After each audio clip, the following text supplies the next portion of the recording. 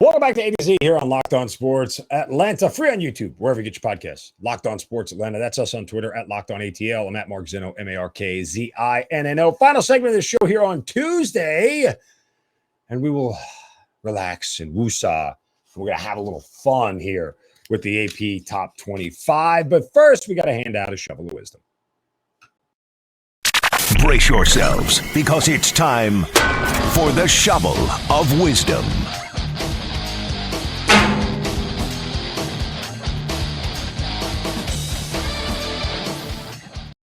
Well, you know how we do it every day. We like to set somebody straight, whack them right upside the head with a shovel, metaphorical shovel, if you will, for saying we're doing something stupid. And you can do so on my Twitter account at Mark Zinno. Just use the hashtag shovel of wisdom. And today my shovel goes to Fernando Tatis Jr.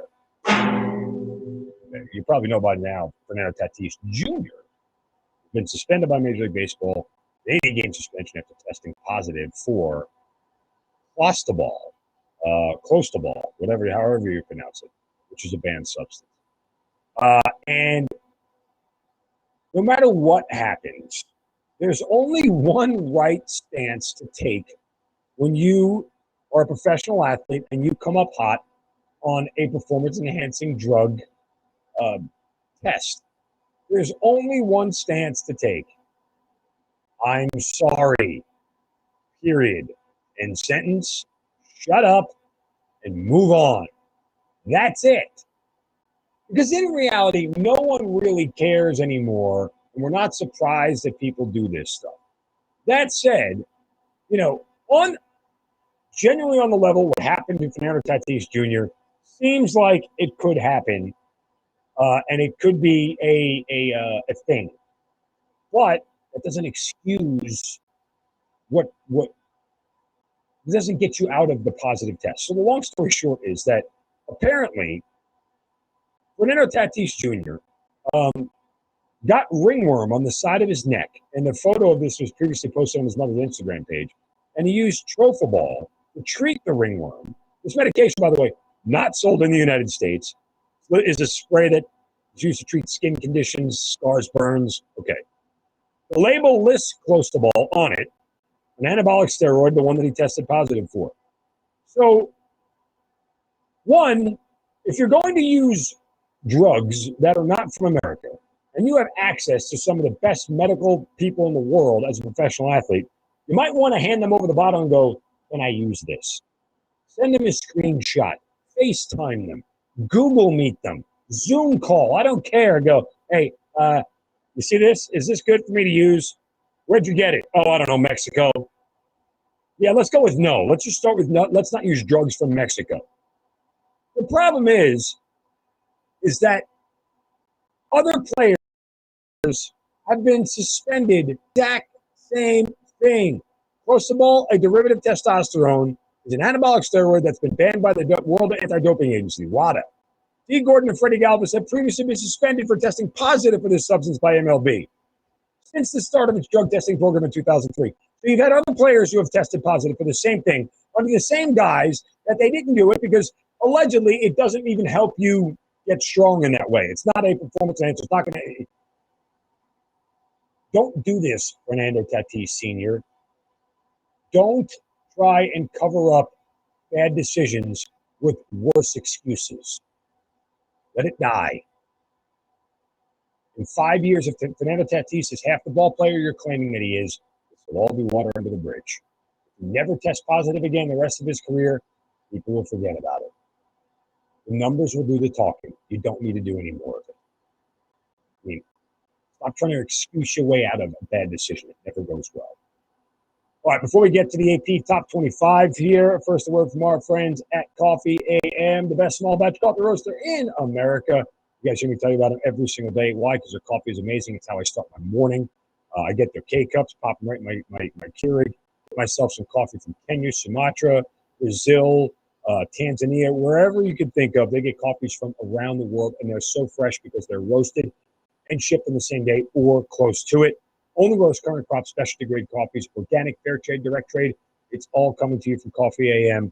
You get tons of flavors, espressos, blends, flavored coffees, gourmet teas, and more locally roasted right here in your backyard. Go to coffeeam.com/locked-on today. Take a look at their full menu of coffees, teas, and gift sets. That's coffeeam.com/locked-on. Use the promo code locked-on at checkout to get 15% off your first order of any coffees, teas, and gift sets at Coffee AM, the best small batch coffee roaster in America. All right, the AP Top 25 is out. Now, I didn't even address the Coaches Poll because it's silly and it's done, but I'll talk about the AP Top 25. In case any shockers here, Alabama, Ohio State, Georgia, 1, 2, and 3. Not surprised. You could argue that Georgia deserves to be higher as the defending national champ, but whatever. I mean, any combination of those three being in the top 3 should surprise nobody. Rounding out the top 10, Clemson at 4, Notre Dame at 5, A&M at 6, Utah at 7, Michigan at 8, Oklahoma at 9, and Baylor at 10. Okay, so let's look at this and dissect this a little bit. Let's look at the most overranked team. And there are actually more than one of them. But to me, the most overranked team is Notre Dame. Notre Dame's not going to be a top 5 team in the nation. It's all said and done. It shouldn't be a top 5 team now. They transitioned to head coach. They transitioned to quarterback. They lost a bunch of players. I don't know how much better they got, but to label them the 5th best team in the nation right now is not, I think, where they should be. I think A&M is a little bit overrated. Granted, they're going to be really, really good, but years of sort of falling short of expectation makes them to be a little bit overranked. And I think USC, who, oh, by the way, came in at 14, is overrated. And I love the hell out of Lincoln Riley. And I think he's going to have a great year. I think they could be a 9 or 10 win team easily. But given what they've had in the last couple of years and how empty the cupboard was, I know they got some major transfers to the transfer portal. 14 seems a little bit high. Most underranked team in the top 25, Arkansas at 19. They're better than people think. They're going to be scary good in the trenches. They are going to push some people around. This Arkansas team isn't going anywhere. Sam Pittman has got them headed in the right direction, and this is a team that's going to be hanging around in the top 12 for a better part of this season. Now, again, they play in a super, super, super, super tough division in a super, super, super tough conference. So their schedule isn't going to be easy, and I understand why people think that they could lose a bunch of games, but I have a ton of faith in Sam Pittman and Arkansas, and they should start out hot. They're going to win their first 3 games fairly handily. They get A&M and Alabama at home in back-to-back weeks. Win one of those 2, and chances are they finish the season at worst 10-2. At worst. If they could take one from Alabama or A&M, the only real tough opponent they got left is Ole Miss, and they get them at home. They have an incredibly favorable schedule this year. The road opponents this year are Mississippi State, BYU, Auburn, and Missouri. LSU and Ole Miss in the back end of November could be tough, but this is a very, very favorable schedule for Sam Pittman and the Razorbacks. Let's move on here. First team that's not in the top 3 to crack the top 3, Utah, coming in at number 7. This is another team. They're going to win their first game of the year against Florida, and they're going to shoot straight up boards, man. I know Clemson is right there, going to be knocking on the doorstep as well, but they're not going to play the right caliber of opponents that Utah is. And I think Utah, if somebody in the top 3 falters, Utah is going to be the one to step in. First team to crack the top 10. It's not in the top 10. Oregon at number 11. Granted, they don't have far to go, but the problem for Oregon is that they're going to lose their first game of the year to Georgia. So they're going to fall down a little bit, and that to me is a little bit, I don't know, disconcerting. Now, you can make an argument for Oklahoma State to do it, and if Southern Cal wins their first 3 or 4 games, they could crack the top 10, especially when you're going to see other teams falter. I think there'll be a lot of public love for Southern Cal.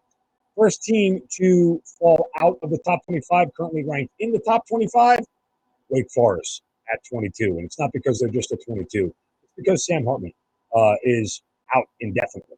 Their quarterback that made their offense go, that allowed them to put up 55 points a game, is going to miss, who knows, an undisclosed amount of time at this point in time. And Wake Forest could have a bumpy road, especially Cincinnati's not going to get dinged for losing to Arkansas in week 1. And Houston and BYU should win their early games. Wake Forest may lose, may get pushed out. But they lose badly and lose ugly without Hartman, it's going to be a situation where we're going to look at them sideways a little bit. And then finally, first team out of the top 25 to get in, LSU, Brian Kelly. I'm telling you, the voters in this are going to lust for Brian Kelly. If he has a couple of good games early, they are going to lust for him to be in the top 25 very, very quickly. And again, they have a fairly winnable schedule for the first 4 or 5 weeks. Home versus Florida State, they get Southern, they get Mississippi State, New Mexico, and then at Auburn. If they start out 4-0, if they beat Mississippi State, if they start out 3-0, they'll be in the top. All right, that'll do it for us here on A to Z on Locked On Sports Atlanta. Free on YouTube, wherever you get your podcast. Search Locked On Sports Atlanta. Check out all of the shows on Locked On Sports Network. Thanks for making A to Z your first listen. Make Hitting Harder John Chuckery your next listen right here on Locked On Sports Atlanta. You guys have a wonderful Tuesday. Back tomorrow. Don't think of crap anybody. See ya.